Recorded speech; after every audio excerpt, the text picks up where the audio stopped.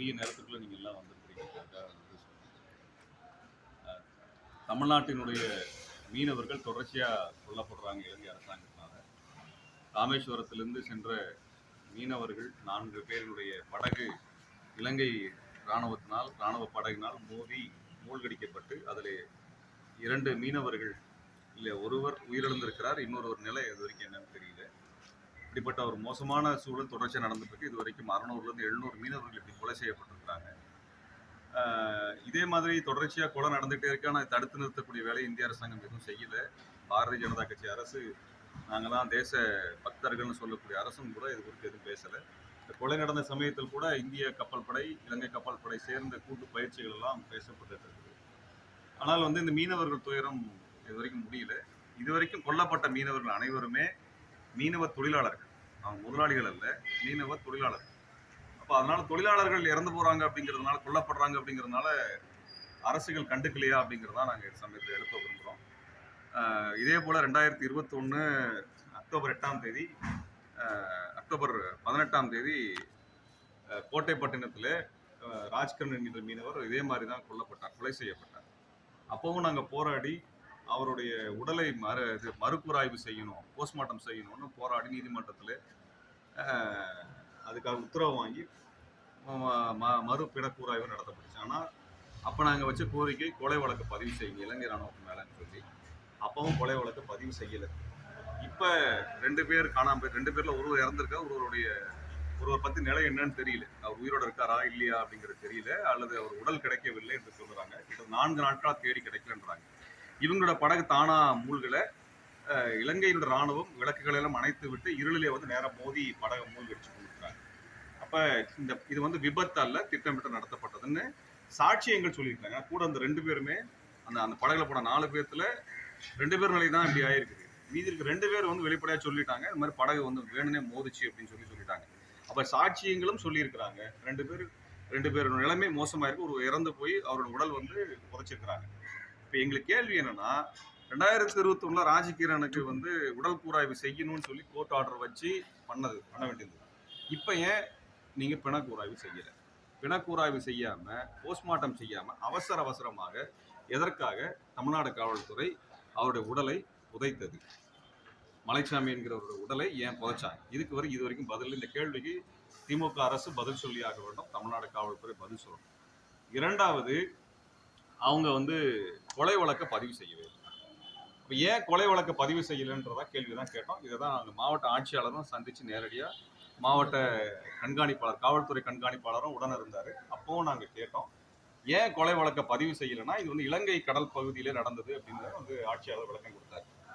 இலங்கை பகுதியிலே நடந்துச்சா அல்லது இந்திய பகுதியில் நடந்துச்சா என்பது நீதிமன்றத்தில் வழக்கு விசாரணையில தான் தெரியணுமே ஒழிய நம்மளாம் ஒரு காரணத்தை சொல்ல வேண்டிய அவசியம் என்ன வந்தது?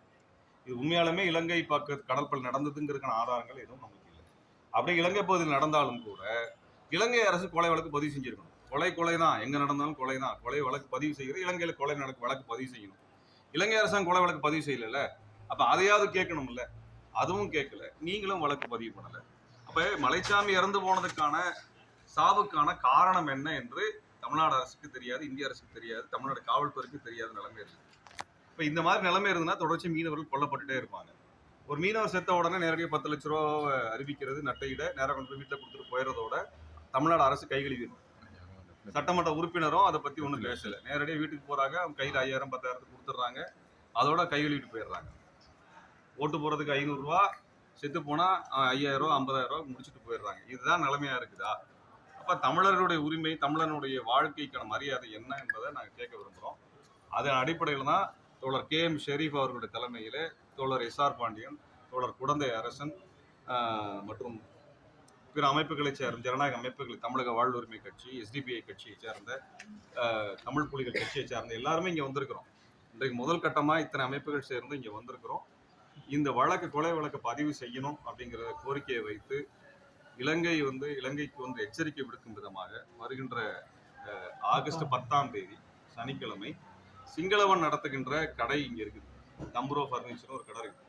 நாங்கள் ஏற்கனவே கடந்த போராட்டங்கள் அதை சொல்லியிருக்கோம், நீ பண்ணனா நாங்கள் உங்களோட வணிகத்தில் கை வைப்போம்னு சொல்லியிருக்கோம்.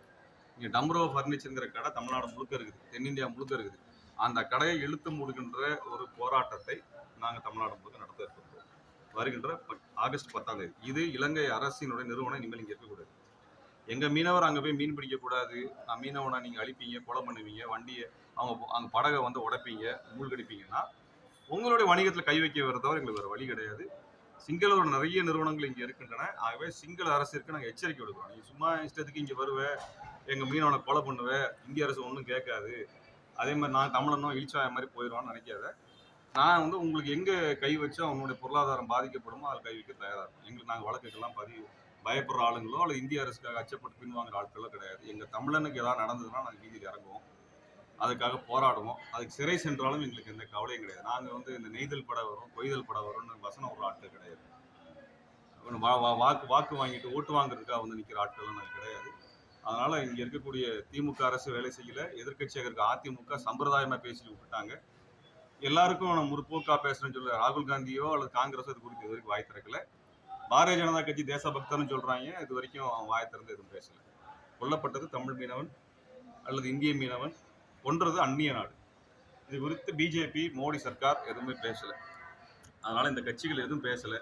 மூன்றாவது பெரிய கட்சி தமிழ்நாட்டை சொல்லக்கூடிய நாம் தமிழரும் வாய்ஸ் அவடால் பேசுறதோட சரி, வாய்ஸ் அவடால் மட்டும்தான் இருக்குது. அதிகபட்சம் திமுகவினரை கொச்சையாக இழிவா பேசுறதை தாண்டி அவங்களுக்கு வேற ஒன்றும் அஜெண்டா இருக்க மாதிரிலாம் தெரியல. மக்கள் பிரச்சனைக்கு வந்து நிற்கிறதில்ல. வெறும் ஓட்டு போடணும், ஓட்டு போடாதவனெல்லாம் சாத்தான் சைத்தான்னு சொல்லி திட்டுறதோட சரி. இன்னைக்கு மீனவன் செத்துருக்கான், அன்னைக்கு ராஜகிரண் செத்தப்போ வந்து நிற்கல. இன்னைக்கு இங்கே வந்து மலைச்சாமி செத்துருக்காரு, கொலை செய்யப்பட்டிருக்காரு, இதுக்கும் வந்து நிற்கல. அப்போ இந்த மாதிரியான கட்சிகளை நம்பியெல்லாம் மக்கள் இருந்தாங்கன்னா எதிர்காலத்தில் அவங்க நிலைமையில் மலைச்சாமியை போலத்தான் ஆய்விடும் என்பதை நாங்கள் சொல்லிட்டு வருவோம். ஆகவே வருகின்ற ஆகஸ்ட் 10ஆம் தேதி போராட்டம் இருக்குதுங்க. தமிழ்நாடு முழுக்க போராட்டம் நடத்தணும். நாங்கள் இதை விட போகிறதில்ல. கொலை வழக்கு பதிவு செய்யணும். இதுக்கப்புறம் சிங்களவனுக்கு ஒரு பாடம் கற்பிக்கின்ற வகையில் அவனோட நிறுவனத்தை மூடக்கூடிய வகையில் போராட்டம் நடத்தப்படும். அவன் நிறைய ஃபேக்டரிலாம் வச்சிருக்கிறான், அதெல்லாம் இருக்குது. அதுக்கு எல்லாம் எதிர்த்து போராட்டங்கள். மத்திய அரசினுடைய திட்டமிட்ட நடவடிக்கை தான் இலங்கை அரசை வந்து அவங்க ஊக்குவிக்கிறாங்க. ஏன்னா இது வந்து வெளியுறவு கொள்கை சம்பந்தப்பட்டது. வெளியுறவுத்துறை அமைச்சர் இது வரைக்கும் வாயை திறந்து ஒன்றும் பேசல. பாராளுமன்றம் நடந்துட்டு இருக்குது. அவர் ஒன்று மீன்வளத்துறை அமைச்சர் இதை பற்றி பேசவே இல்லை. இது புது விஷயம் இல்லை. 600 மீனவர் 700 மீனவர் செத்து இருக்கிறாங்க. இது ஆகாய தாமரை அப்படி இப்படிலாம் அவங்க வந்து மாநாடு நடத்தியிருக்காங்க பிஜேபி. கடல் தாமரை எல்லாம் ஆகாய தாமரை, கடல் தாமரை எல்லாம் ஒரே தாமரை தான் இருக்கு. அப்போ இப்படிப்பட்ட ஒரு மோசமான மத்திய அரசினுடைய கொள்கை திட்டம் காரணம் தமிழ்நாடு அரசு குறைந்தபட்சம் ஒரு கொலை வழக்கையாவது பதிவு செய்யணும். ஆனால் பார்த்தோம்னா அதிகாரிகளே கொலை வழக்கு பதிவு செய்யறதுக்கு தயங்குறாங்க. இவங்க இலங்கை அரசுக்காக ஆதரவாக பேசக்கூடிய ஒரு சூழல் இங்கே எல்லா மட்டத்திலும் இருப்பதை நாங்கள் பார்த்து வருகிறோம். இந்த விஷயத்தை நாங்கள் விட போறதில்லை, தொடர்ச்சியாக நாங்கள் போகிறோம். தயவு செஞ்சு கொஞ்சம் பார்த்துருக்கோம்.